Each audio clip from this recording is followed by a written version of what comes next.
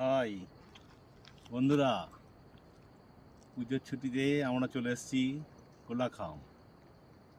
Birding destination এই Kolakham, lava থেকে 7 kilometre দূর। আমরা নিউ মাল জংশনে এলাম। নিউ মাল জংশনে আসার পর সেখান থেকে গাড়ি ভাড়া করে চলে এলাম এই কোলাখাম।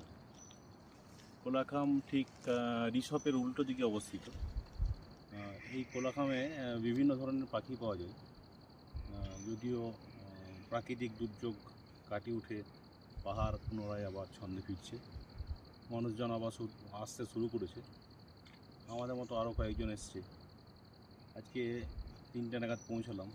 3টে নাগাদ পৌঁছে বেশিরভাগই ক্লাউডি, এখনও পাখি খুঁজছি, পাইনি, দু একটা পেয়েছি।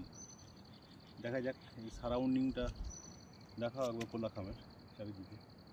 হ্যাঁ, এদিকে এসছে আমার গৃহিণী সৌভিকের মা বৈশাখী।